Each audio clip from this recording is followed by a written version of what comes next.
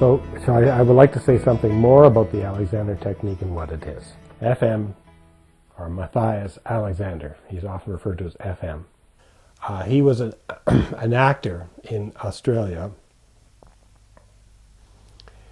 who had a speech impediment or a voice impediment in a particular kind of way. In those days, what was popular was dramatic recitation or presentations, and at the peak of a dramatic moment, his voice would fail him. The question is saying to yourself, well, what's my responsibility in this situation, rather than going to someone to say, fix me.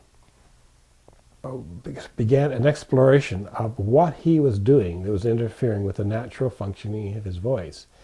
And he was the kind of person who would actually sit or stand in front of a mirror for 10 years in self-observation of very subtle movements. He could see very clearly what he was doing eventually. It took a long time, but he gradually became clear there were very subtle undermining postural sets that he was doing at a certain moment when he wanted to make a point.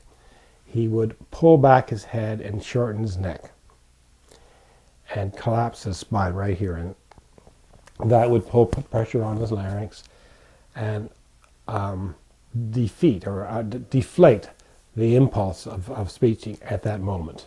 And it was something he could observe, but there was nothing he could do about it. He was powerless. And that was really the birth of the Alexander technique. He found a way to, at the very moment that he had the impulse to speak, for example, he would inhibit, that was his word, he would inhibit the actual doing of that speaking. And so therefore he would separate the impulse to speak from the actual speech. Long enough for the impulse to explore a better way of self-expression. Particularly the head to move forward and up from the spine rather than pull back, just the opposite, to allow the spine itself not to shorten on the neck but actually to lengthen, and for his whole upper chest and shoulders to widen. That would facilitate a fuller expression of what he wanted to say. And he created a set of orders, really counter orders, to countermand the habit. And the orders were, let my neck be free, to let my head go forward and up, to let my back lengthen and widen. And the purpose of those orders was to prevent the old habit from fulfilling itself at the very moment that he wanted to express himself.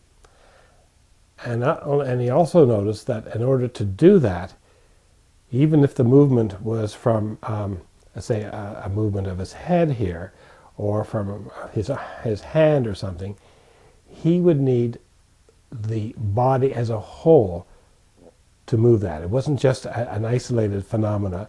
To enable that expression to happen, it required an alignment of the whole self, the whole body, from head to toe. What he finally came to is that he could create the space for something to happen, but he would have to allow the body to do it. He created a set of orders to say to himself, so he occupied the brain's activity.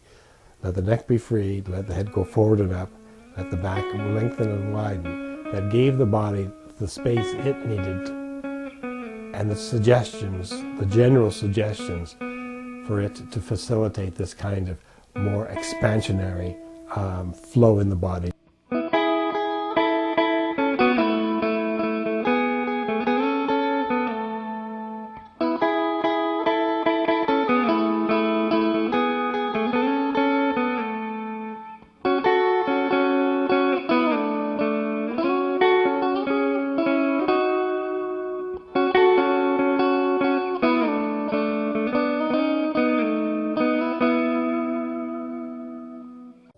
Gene Genlin and his work called Focusing was the next great gift that was given to me. focusing, which is really about paying attention to something inside ourselves that is felt bodily in a physical way, but isn't exactly clear. There isn't the clarity of understanding. It's simply like a vague sense of something that you know is happening, that you know it's connected to your life, but you're not quite sure what that is. Jean Gentle was able to name that as a valid part of our human experience.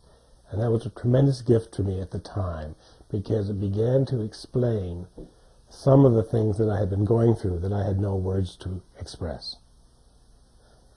The example of being on an Alexander table and feeling so alive inside, and the flow of energy moving through my body, and my body beginning to relax and to open up to itself.